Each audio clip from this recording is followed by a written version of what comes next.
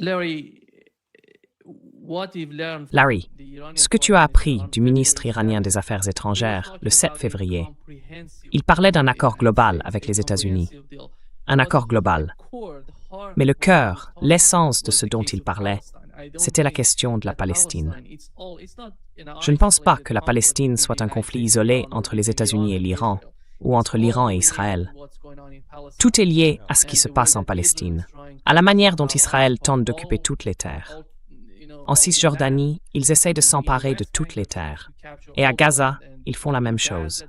Sans aborder, sans prendre en compte la question de Gaza, la question de la Palestine, il ne peut y avoir d'accord global entre l'Iran et les États-Unis, même en ce qui concerne les sanctions ou le programme nucléaire. Quelle est ta compréhension de cela?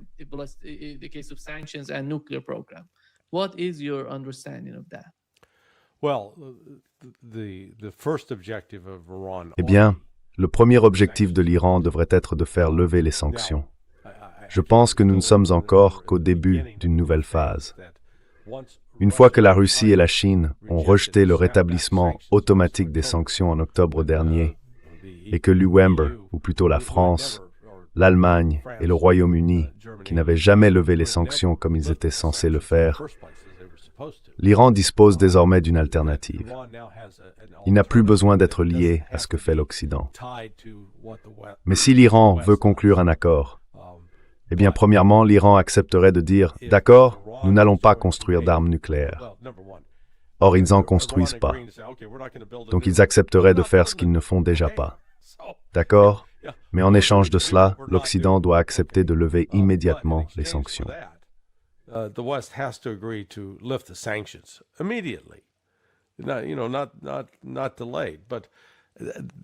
Vous savez, ce n'est pas un retard, mais cela n'arrivera pas.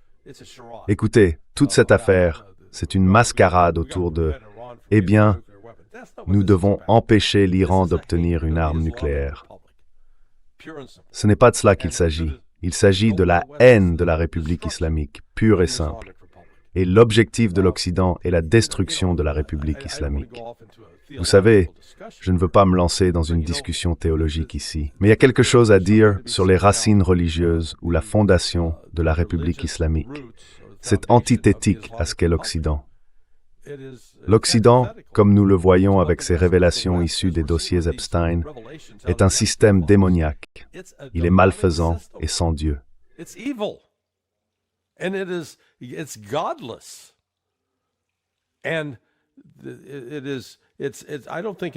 je ne pense pas que ce soit une simple coïncidence si les États-Unis, surtout aujourd'hui avec leurs alliés occidentaux en Europe, sont obsédés par l'idée de détruire des pays comme la Russie et l'Iran, parce que tous deux ont une base religieuse et une croyance en Dieu. Je crois que cette foi en Dieu pousse leurs dirigeants à penser qu'il y a des choses qu'ils ne doivent pas faire, parce qu'elles sont mauvaises. Cette notion du mal n'existe plus en Occident, à mon avis. Nous pouvons faire absolument tout ce que nous voulons, simplement parce que nous nous sommes fait Dieu. Et cette dimension, la dimension théologique de tout cela, je pense qu'elle est en réalité à la base de tous les conflits que nous voyons. Il s'agit du fait que nous ne supportons pas les pays qui ont un code moral et que nous devons les détruire si nous le pouvons.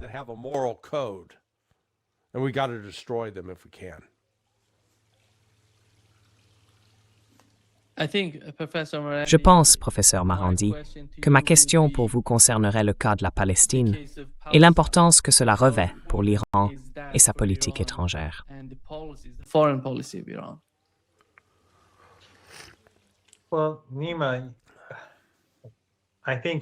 Eh bien, Nima, je pense que c'est assez clair. Et c'est en quelque sorte une extension de ce que Larry a dit. Le péché de l'Iran, la faute de l'Iran, l'Iran est présenté comme horrible et maléfique dans les médias occidentaux, les médias de la classe Epstein, à cause de son soutien au peuple palestinien. Ce soutien a coûté très cher à l'Iran et à ses alliés. Personne d'autre n'en paie le prix. La Turquie tire profit de ces discours tout en coopérant avec le régime israélien. Le Qatar profite de faire semblant de soutenir la cause palestinienne tout en travaillant main dans la main avec les Américains et l'Occident dans tous les domaines. Il en va de même pour tous ces autres pays. Mais l'Iran et ses alliés, eux, ils perdent des gens, ils sont sanctionnés, ils sont tués, ils sont assassinés.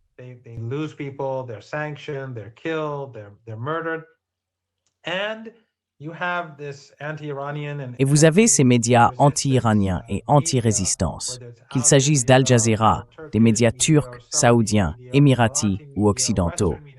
Tous répètent à quel point l'Iran est malfaisant, à quel point l'Iran est horrible, chacun à sa manière. Certains sont plus sophistiqués, d'autres plus subtils, d'autres encore plus tonitruants. Ils diffèrent les uns des autres, mais au bout du compte, ils sont tous hostiles à l'égard de l'Iran. Qu'il s'agisse d'Al Jazeera et du Guardian, ou de Fox News et de CNN. Cela ne fait vraiment aucune différence. Mais il ne s'agit pas seulement de la Palestine, il s'agit aussi de Cuba, de même que du Venezuela. L'Iran croit en ces entités et les soutient, car elles subissent la pression de l'Empire. Et la Syrie, pour l'Iran, le gouvernement syrien du président Assad n'était pas en cause.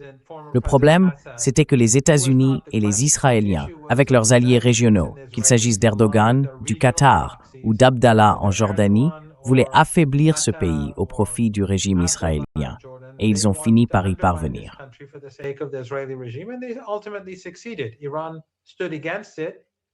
L'Iran s'y est opposé, en Irak comme au Liban, parce qu'il était contre Daesh et Al-Qaïda et qu'il s'opposait à l'hégémonie occidentale. Ainsi, tout cela fait de l'Iran un pays maléfique et irrécupérable. Et c'est pour cette raison qu'ils ont conspiré, qu'ils ont fait venir ces terroristes, puis qu'ils ont accusé l'Iran des terroristes qu'ils avaient eux-mêmes introduits dans le pays, ainsi que des émeutes et de toutes les morts. Ensuite, ils ont gonflé les chiffres, alors même qu'ils affirmaient qu'il n'y avait pas d'Internet. Mais, d'une manière ou d'une autre, le nombre de morts augmentait chaque jour. 5 000, 10 000, 20 000, 50 000, 80 000 à la minute. Cela visait à la fois à rendre le génocide en cours à Gaza moins horrible grâce à ces chiffres fabriqués et aussi à diaboliser l'Iran. Puis, lorsque le gouvernement iranien a publié les chiffres réels, avec toutes les données, leurs antécédents, leur numéro d'identification 3117, ils ont fait descendre le total de 80 000 à, je ne sais pas, 5 000 ou 6 000. Ils refusent toujours d'admettre le vrai chiffre. Mais vous savez, tout cela relève de la diabolisation.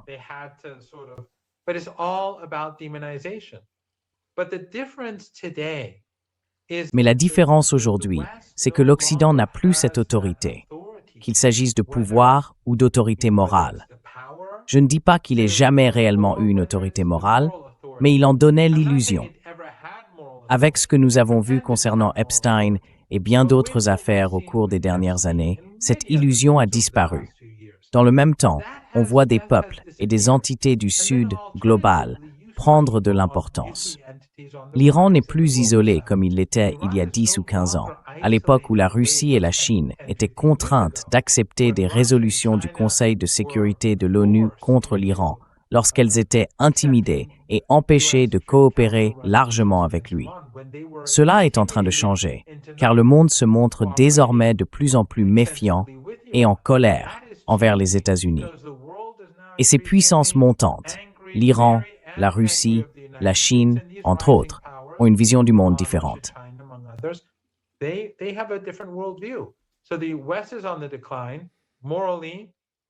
Ainsi, l'Occident est en déclin, moralement, même parmi ses propres populations, économiquement, militairement, tandis que des pays comme l'Iran, la Russie et la Chine sont en pleine ascension. Je ne crois pas que si les États-Unis avaient envahi l'Iran après avoir pris l'Irak, à l'époque où certains disaient « les vrais hommes vont à Téhéran », ils auraient gagné. Je pense que cela aurait été un échec catastrophique. Mais je crois qu'aujourd'hui, cela se terminerait bien plus mal pour l'Empire que cela ne l'aurait fait à l'époque. Comme je l'ai dit, les gens aux États-Unis et dans le monde entier ne croient plus à la propagande. Chaque jour, de nouvelles révélations sortent des dossiers. Et certaines, je ne peux même pas en parler, car ça pourrait poser des problèmes avec YouTube. Mais certaines des choses que j'ai vues ces derniers jours à propos de... Enfin, peu importe. Larry, Nous allons te faire bannir. Ouais. Larry, let me read what Ali Larry, Larijani, the head of laisse-moi te Iran, lire ce qu'Ali Larijani, just tweeted. le chef He du says Conseil that national de sécurité Netanyahu is iranien, now on his vient way de to the tweeter. United States. Il dit que Netanyahou est actuellement en route vers les États-Unis et que les Américains doivent faire preuve de sagesse et ne pas lui permettre, par une mise en scène avant son vol, de laisser entendre qu'il veut aller enseigner aux Américains le cadre des négociations nucléaires. Ils doivent rester vigilants face au rôle destructeur des sionistes. Je pense, Larry, qu'en ce qui concerne la guerre avec l'Iran, Donald Trump, après tout, tu as mentionné que tous les signes montrent qu'ils veulent attaquer l'Iran. Mais admettons cela. S'ils attaquent l'Iran, combien de temps les États-Unis peuvent-ils poursuivre une guerre contre l'Iran? L'état de la guerre est, à mon avis, d'une importance particulière.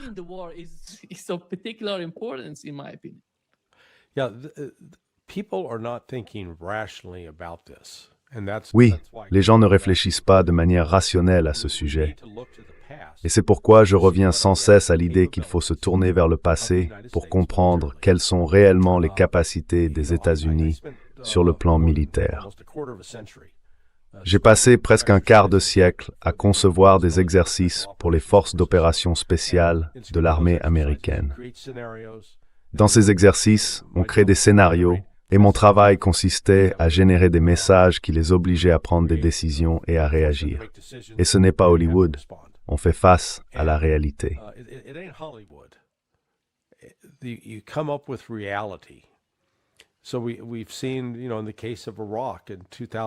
Nous avons vu, vous savez, dans le cas de l'Irak en 2003, que malgré la capacité des États-Unis à bombarder massivement le pays, nous pouvions survoler l'Irak sans craindre d'être abattus. Cela n'a pas entraîné l'effondrement du régime de Saddam Hussein, ni de son gouvernement. Nous avons en réalité dû y envoyer des troupes. Eh bien, ces troupes n'apparaissent pas simplement d'un claquement de doigts. Vous savez, ce n'est pas comme dans Star Trek, où l'on peut les téléporter, Scotty. Il a fallu 8 mois pour rassembler 165 000 soldats. Et vous savez, les gens ne se rendent pas vraiment compte de la taille de l'Irak, mais on m'a demandé d'y aller en 2006 pour former un Navy SEAL à passer à la télévision. D'accord? Donc j'ai été déployé en Irak en 2006 et j'ai atterri au Qatar.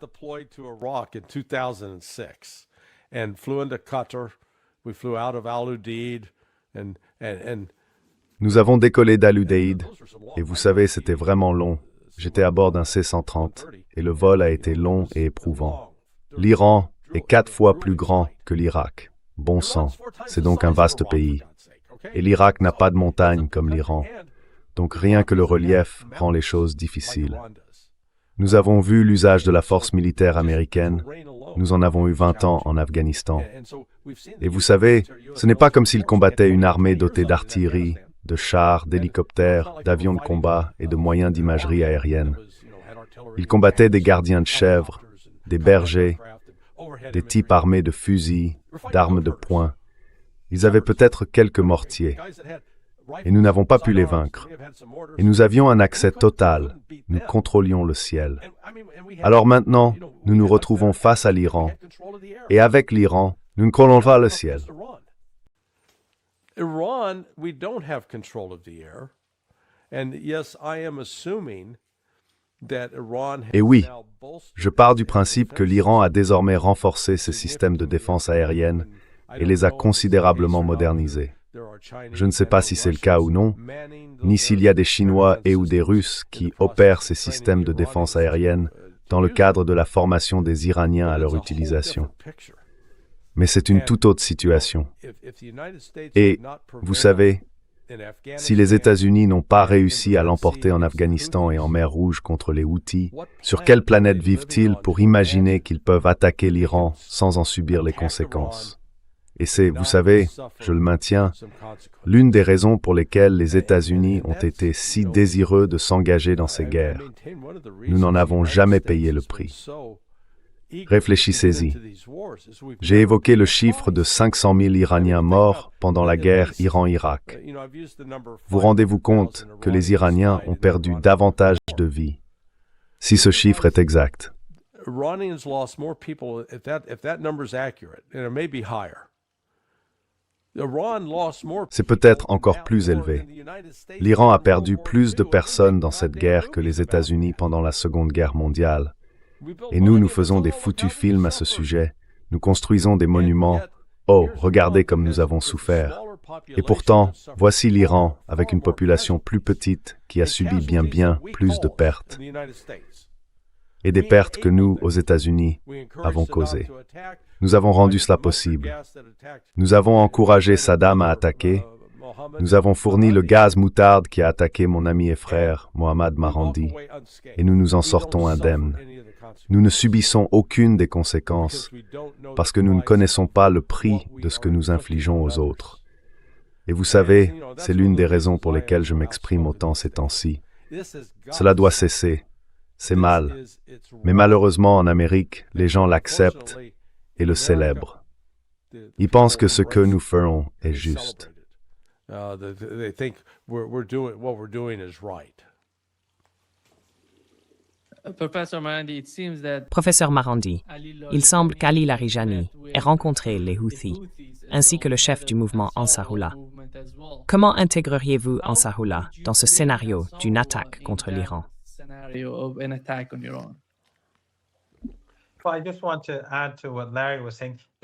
Eh bien, je veux simplement ajouter quelque chose à ce que disait Larry. Les chiffres ne sont pas si élevés, 500 000. Mais je suis en fait allé avec Max Blumenthal au cimetière militaire de Téhéran. Nous avons fait notre émission ensemble là-bas et je lui ai dit, en gros, tous ces soldats morts sont le résultat de la politique américaine. Et vous savez, chaque fois que les Américains aiment se plaindre de l'Iran, pour moi, c'est comme s'ils n'avaient vraiment rien dont se plaindre. Je veux dire, l'utilisation d'armes chimiques. Larry a parlé du gaz moutarde. Je me souviens de la première fois que des armes chimiques ont été utilisées contre moi, mes camarades et mes frères. C'était pendant l'opération Heber, et c'était un agent neurotoxique. Je ne pouvais pas respirer. C'était comme être étranglé, et aucun de nous ne pouvait respirer. C'est une expérience horrible.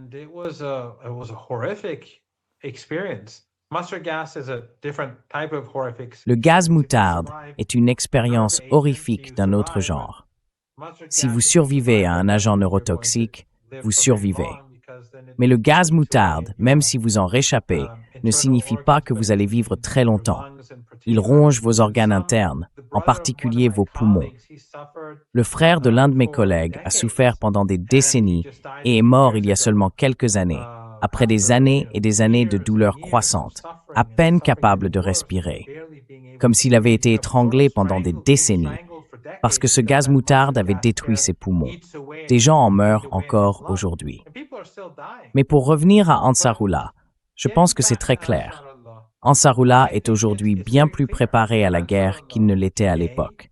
Les États-Unis ont échoué à l'époque, même s'ils se concentraient sur Ansarullah.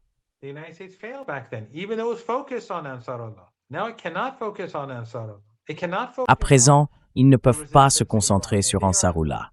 Ils ne peuvent pas se concentrer sur la résistance en Irak. Et il y a des centaines de milliers de personnes qui ont combattu aux côtés des Iraniens pour vaincre Daesh, qui ont combattu sous le commandement du général Soleimani pour vaincre les extrémistes que l'OTAN, les Américains, les Israéliens, Erdogan et le Qatar ont contribué à créer. Ils s'en prendront aux intérêts américains partout. Aussi bien dans le nord du pays, peut-être au Koweït et ailleurs, qu'à travers l'Irak lui-même, voire en Syrie. Nous avons récemment vu une base de missiles souterraine en Irak, dévoilée par la résistance. C'est un message clair. Les Américains peuvent-ils se concentrer sur l'Irak? Non, car il y aura le Yémen. Et peuvent-ils se concentrer sur ces deux fronts? Non, car le plus grand acteur de tous sera l'Iran.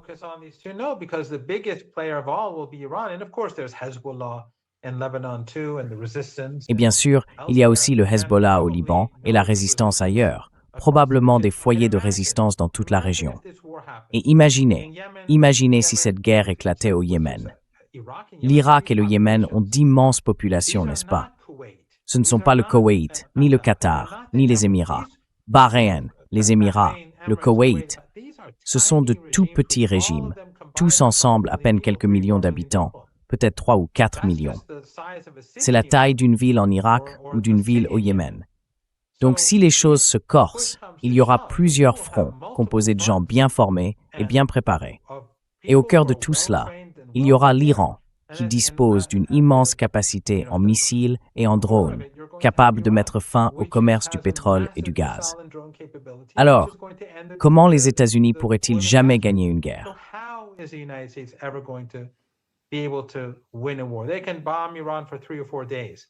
Ils peuvent bombarder l'Iran pendant 3 ou 4 jours, peu importe ce que font les défenses aériennes. Et je suis sûr que les Iraniens ont travaillé sur ces défenses. Mais disons qu'ils parviennent à bombarder l'Iran pendant 3 ou 4 jours. Alors leurs économies seront anéanties et ces régimes seront renversés. Pourquoi le Qatar, avec une population d'environ 300 000 citoyens et des millions de travailleurs étrangers, survivrait-il lorsqu'il n'y aura plus d'exportation et que l'économie s'effondrera? Pourquoi imaginer que la dictature, la famille régnante, resterait au pouvoir? Il en va de même pour Bahreïn, les Émirats, le Koweït, n'importe lequel de ces États. Ils seraient très probablement balayés.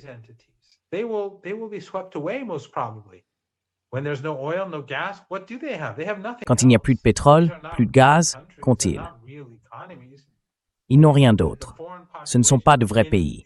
Ce ne sont pas de vraies économies. Aux Émirats, la population étrangère est d'environ 10 millions et les Émiratis sont peut-être 1,4 ou 1,5 millions. Les étrangers sont pour la plupart des hommes adultes. Les Émiratis sont surtout des enfants et des femmes. Si le régime commence à vaciller, pourquoi imaginerait-on qu'il restera intact? Ainsi, lorsque ces régimes s'effondrent, le marché du pétrole s'envole. Et bien sûr, pendant ces premiers jours, un autre ennemi des États-Unis gagnera beaucoup d'argent. Et c'est la Russie.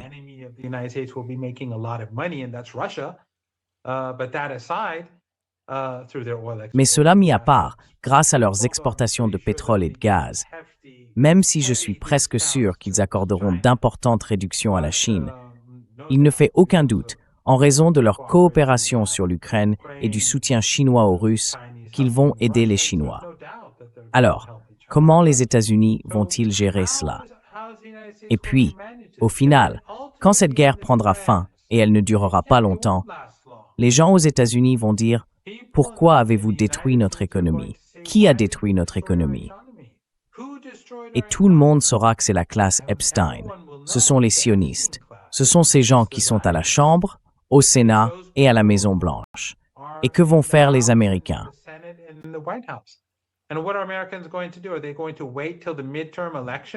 Vont-ils attendre les élections de mi-mandat ou s'agira-t-il d'une autre Amérique? Je pense que nous allons assister à de l'instabilité aux États-Unis, une instabilité majeure. Ce sera un tournant, car les gens sauront qui a provoqué cette catastrophe et les peuples du monde entier sauront qui en est responsable. C'est précisément pour cela que l'Iran négocie. Les Américains ont imposé toutes ces conditions et l'Iran est resté ferme. Il est honteux de dire que la Turquie, l'Égypte et le Qatar ont présenté cette proposition scandaleuse, selon laquelle l'Iran renoncerait à ses alliés régionaux, à ses capacités de défense et à son programme nucléaire, comme de bons pions de l'Empire.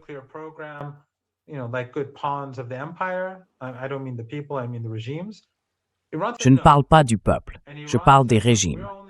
L'Iran a dit non. Et l'Iran a dit, regardez, nous n'allons négocier que comme nous l'avons fait auparavant, comme en 2015. Nous ne le ferons pas en Turquie, nous le ferons à Oman. Les Américains ont dû accepter et ils s'y sont rendus.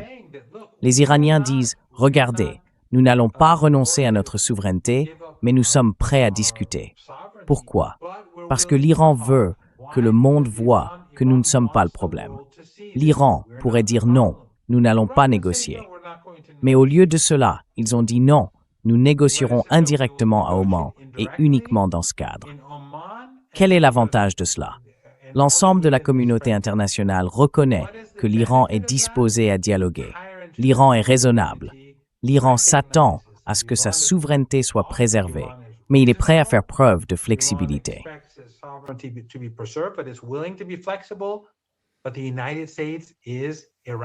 Mais les États-Unis sont irrationnels, déraisonnables, profondément influencés par les sionistes ou la classe Epstein. Qui sera tenu pour responsable après la guerre? Ce sera très important pour l'Iran. Nous ne voulons pas être blâmés. Nous ne voulons pas détruire l'économie mondiale. Nous ne voulons pas que ces régimes de la région du Golfe Persique s'effondrent. Nous ne voulons pas provoquer la misère des populations de la région et du monde entier.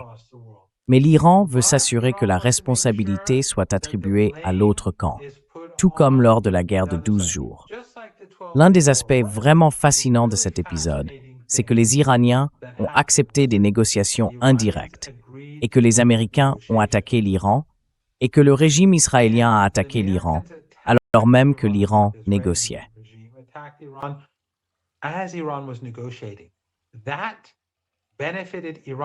Cela a énormément profité à l'Iran, à la fois parmi les Iraniens, car ils voient leur gouvernement tenter de résoudre ce problème, et dans le monde entier. Même si l'Union européenne soutenait l'agression, que l'Agence internationale de l'énergie atomique, un instrument de l'Occident, la soutenait ou la justifiait, et que les États-Unis appuyaient et aidaient cette agression, le monde n'y croyait pas. Ainsi, ce que dit aujourd'hui l'Iran, c'est « Regardez, nous sommes prêts à résoudre ce problème ». Mais en même temps, tout comme les États-Unis déploient des moyens dans la région, les Iraniens se préparent. Chaque jour, l'Iran est plus fort que la veille. Donc l'Iran se prépare, mais il dit aussi au monde qu'il ne veut pas se battre.